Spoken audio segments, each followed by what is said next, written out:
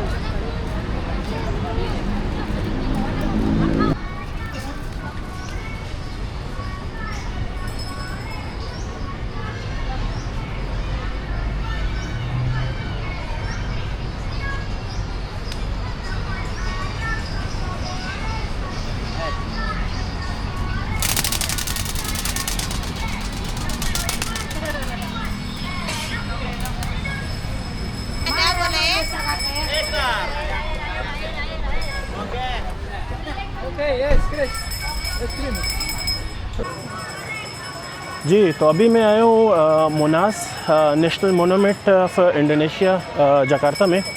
तो अभी पहुँचा हूँ मैं। तो इधर काफ़ी फूड स्टॉल्स वगैरह लगे हैं क्योंकि आज वीकेंड है।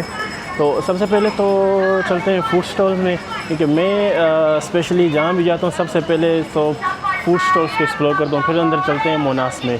तो ये फूड स्टॉल्स का एरिया है। यहाँ पे फूड स्टॉल्स वगैरह लगे हुए हैं। विंडो छोटी छोटी शॉप्स हैं, कपड़े वगैरह या सवीनियर्स वगैरह यहाँ पे आपको इजीली मिलेंगे।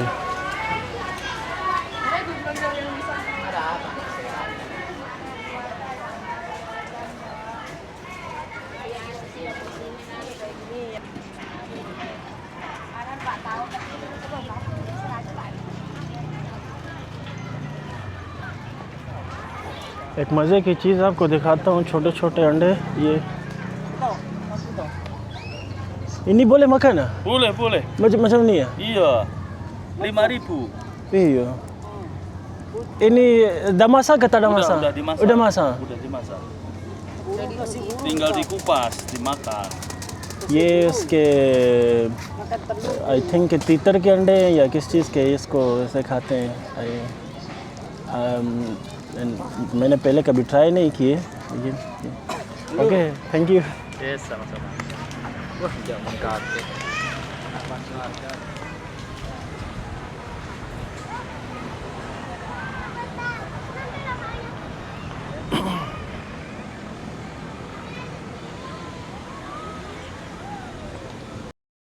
यह है मनास जकार्ता के दिल में वाक़ इंडोनेशिया की आज़ादी की सबसे बड़ी अलामत। इस यादगार को इंडोनेशिया के पहले सदर सोकार्नो ने बनवाया था।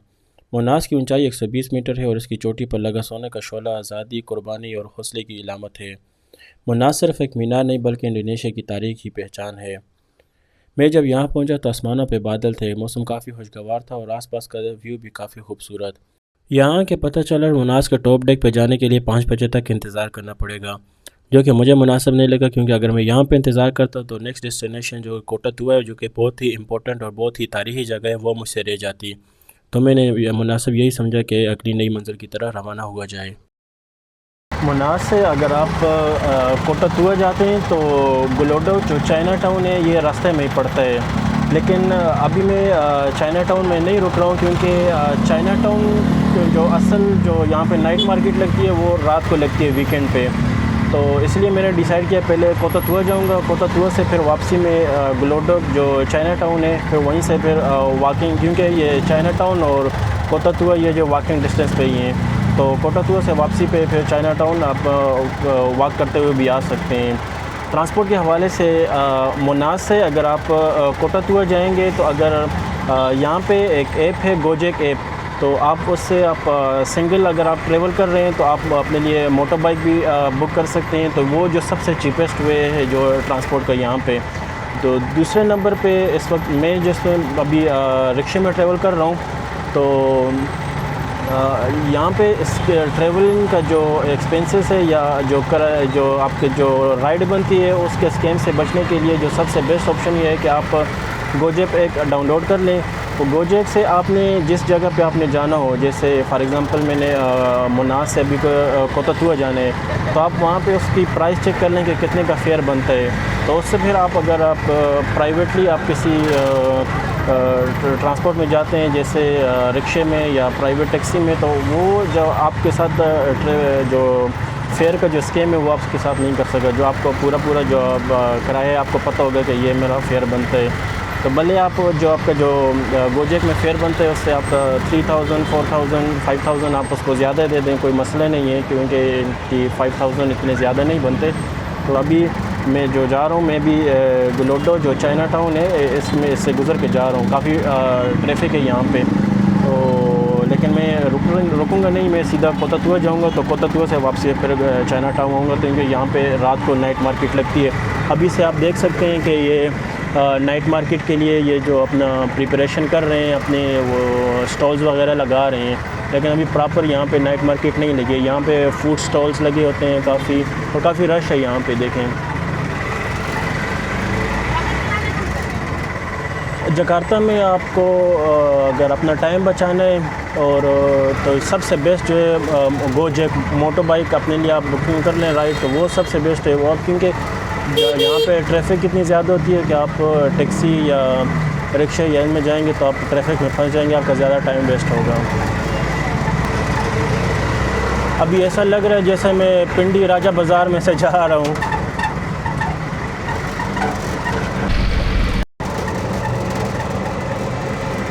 ये जो पूरी मार्केट है ये गुलोडो चाइना टाउन में आती है। ये पूरी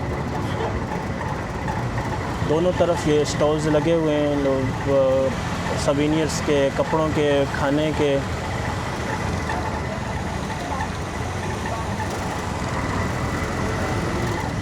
असल में अभी दिसंबर और जनवरी यहाँ पे स्पेशली इंडोनेशिया में रेनी सीज़न होता है, तो अभी फिर बारिश तकरीबन शुरू होने वाली है। अल्लाह करे कि जब तक हम कोतथुआ में एक्सप्लोर करते हैं तो बारिश ना हो।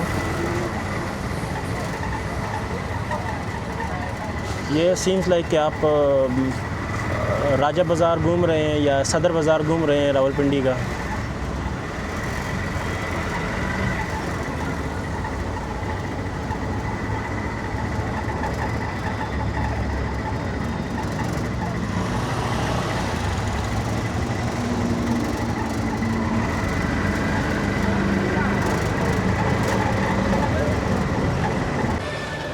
जी, तो अभी मैं मौजूद हूँ कोतथुआ में। ये आपको पीछे जो बिल्डिंग नज़र आ रही है ये म्यूजिक बैंक इंडोनेशिया। तो ये जब डच आए थे इनको रूल करने के लिए, तो ये उन्होंने ये सिटी अपने लिए तामीर किया था। तो ये भी यहाँ पे इसको उन्होंने म्यूज़ियम बनाए हुए हैं। आगे और भी काफ़ी बिल्डिंग है, मैं आपको वो भी दिखाता हूँ।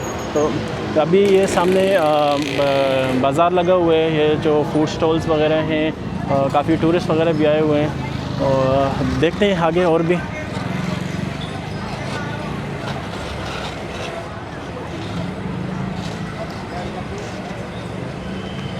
यहाँ पे आप मुख्तलिफ़ किस्म के जो इंडोनेशिया के लोकल ट्रेडिशनल फूड्स हैं वो इंजॉय कर सकते हैं। आप टांगे की जो सवारी है वो यहाँ पे इंजॉय कर सकते हैं।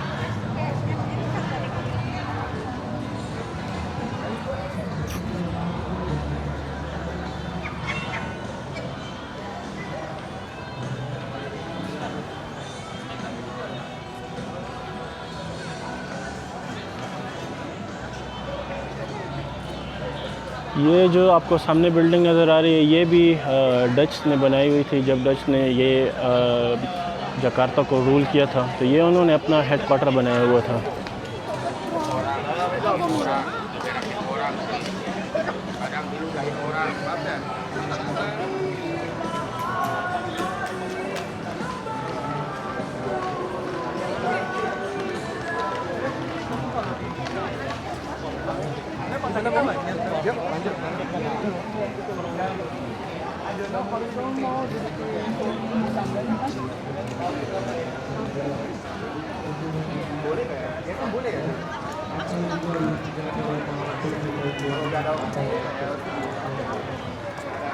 Jadi jangan lupa ya nanti peringatannya karena di dalam ada musuh ini. Jadi buat kalian yang mau mampir ya boleh mampir aja langsung ke museum berdirinya ada di dalam Gedung Kartaniaga. Atau mau mampir ke mana kita lihat kita punya rumah hantu ya. ये museum है magic art 3D museum और साथ में cafe वगैरह भी है।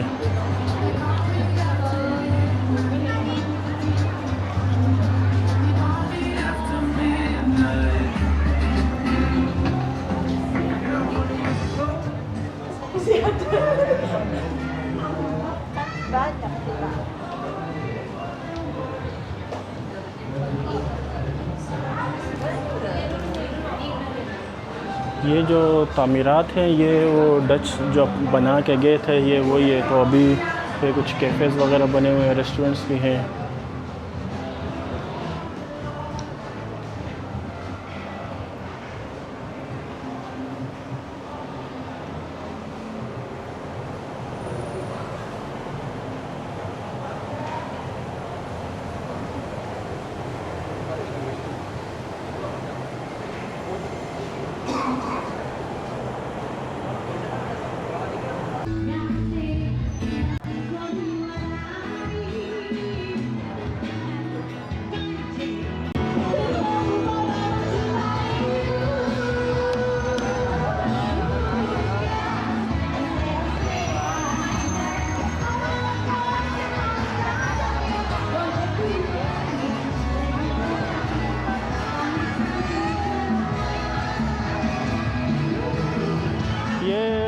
जो Dutch के ज़माने की जो तोपें हैं वो यहाँ पे पड़ी हुई हैं और इन तोपों के ऊपर बच्चे खेल रहे हैं।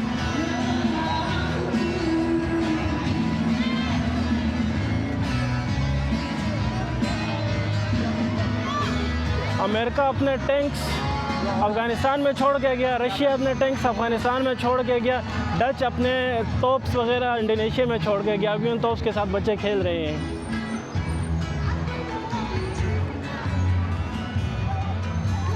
ये फतेहल्ला स्क्वायर है।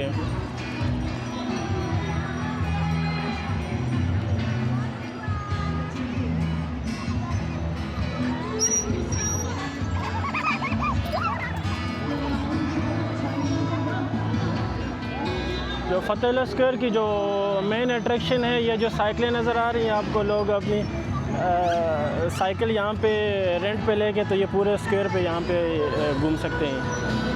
ये बाइसिकल आप यहाँ पे ले सकते हैं 25,000 इंडोनेशियन रुपयों में आपको हाफ एन आवर आपको राइड मिलती है। लेट्स सी अपनी राइड को एंजॉय करते हैं।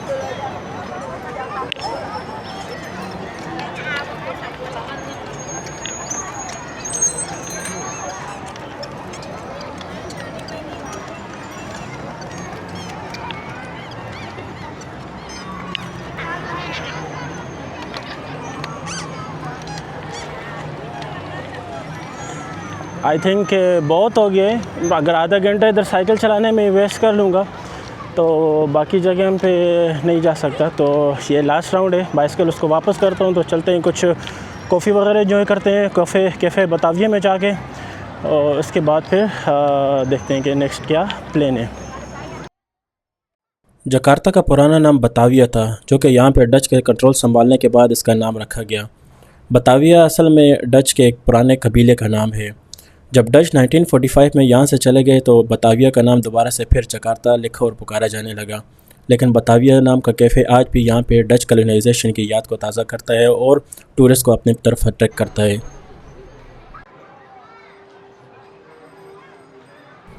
कैफ़े के दरवाजे से जैसे ही आप एंटर करते हैं तो रवायती मलबूसात में खड़ी इंटरनेशनल लड़कियां आपको खुशामदीद कहती हैं और यहीं से आपने अपना टेबल रजिस्टर करना है। आपको विंडो सीट चाहिए या आपको स्मोकिंग एरिया में बैठना है या नॉन स्मोकिंग एरिया में बैठना है।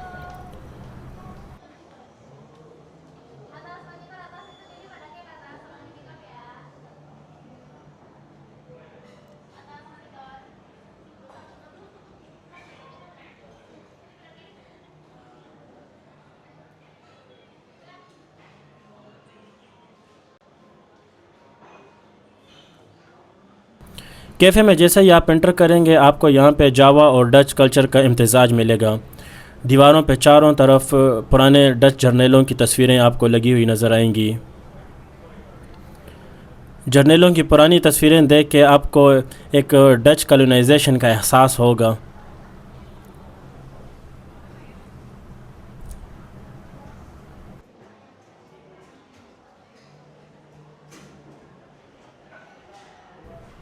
इस कैफ़े की ख़ास बात, जैसे ही मैं कैफ़े में एंटर हुआ तो चारों तरफ दीवारों पे पुराने जर्नलों की तस्वीरें लगी हुई थी।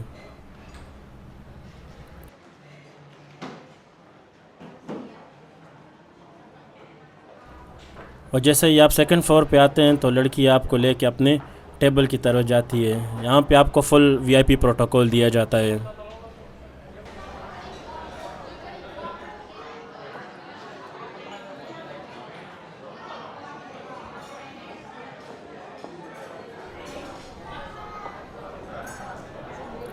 चूँकि मैंने अपने लिए विंडो सीट बुक की थी तो मैं पहुँच गया अपनी विंडो सीट पे।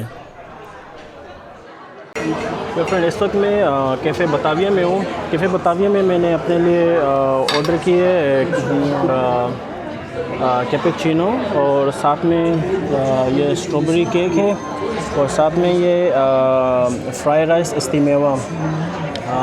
ये तकरीबन ये पूरा सेट मुझे पड़ गया I think around 150,000 Indonesian currency में। तो ये अगर मलेशियन करेंसी में अगर देखें तो तकरीबन ये बनते हैं अराउंड 30 to 35 रिंगिट बनते हैं। सो इस टोटली वर्थ इट है। ये माहौल इधर का, ये यहाँ पे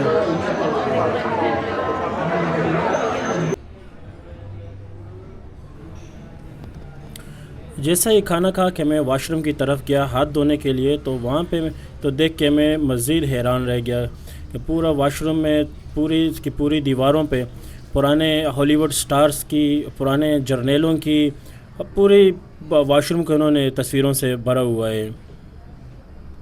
इट्स अमेजिंग। यहाँ पे आपको कुछ अलग किस्म की फीलिंग्स मिलती हैं।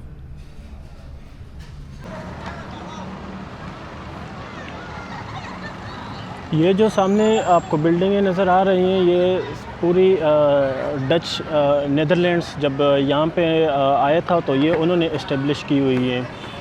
तो ये एक खुसूसी बात है, स्पेशली ब्रिटिश या डच, ये जहाँ भी गए इन्होंने डेवलपमेंट की है, ये इन्होंने वहाँ के लोगों को डेवलप करने की कोशिश की है। तो जैसे अभी इन बिल्डिंगों को देख के ऐसा लगता है कि ये जब यहाँ पे आए तो उन्होंने भी इस को, जो जकार्ता है, जकार्ता का जो पुराना नाम है बताविया था, तो इसका उन्होंने पूरा इसका नाम भी चेंज कर दिया और पूरा इसका बिल्डिंग स्ट्रक्चर यहाँ पे उन्होंने अच्छी बड़ी तामीरात की। यहाँ पे अभी जब वो गए तो ये तामीरात वैसे की वैसे अभी भी हैं। तो डच यहाँ पे आए थे अराउंड 15वीं सदी में। तो ये जो आपको बिल्डिंगें नज़र आ रही हैं, ये 15वीं सदी की बिल्डिंगें अभी भी हैं। आई थिंक के बाद में इन्होंने शायद रेनोवेट किया हो इनको।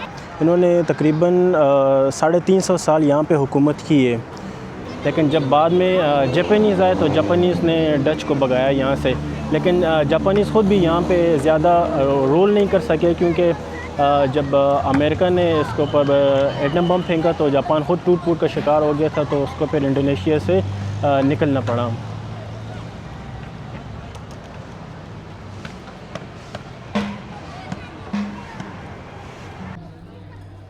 यहाँ पे मैंने एक बात महसूस की कि डच आज भी जब यहाँ आते होंगे तो वो अपने आबा व अजदाद के हाथों की बनी बिल्डिंगें देख के और इस शहर को देख के वो फ़ख्र महसूस करते होंगे। और क्यों ना फ़ख्र महसूस करें, बात ही फ़ख्र की है। आप दुनिया के किसी ऐसे शहर में चले जाएं जिसको आपके अपने आबा व अजदाद ने तामीर किया हो और आपके आबा व अजदाद ने यहाँ पे हुकूमत की हो।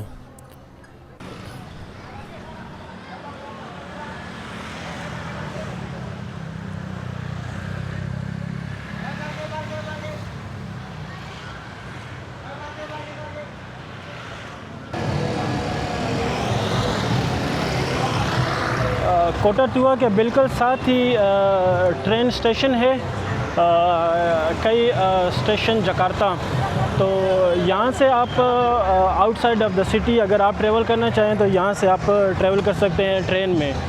कि मैं अभी स्टेशन के अंदर आपको जाके दिखाता हूँ। यहाँ पे कोटा जकार्ता इस स्टेशन का नाम है। ये भी बहुत पुराना ट्रेन स्टेशन है, लेकिन इन्होंने इसको वेल डेवलप किया हुआ है, इसको सही तरीके से मेंटेन किया हुआ है। ये जकार्ता का सबसे बड़ा ट्रेन स्टेशन है ये।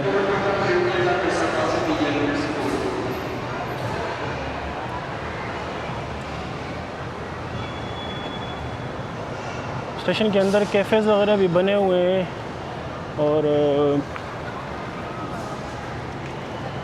टिकट आप भी यहाँ से परचेज़ कर सकते हैं। मार्ट है शायद में।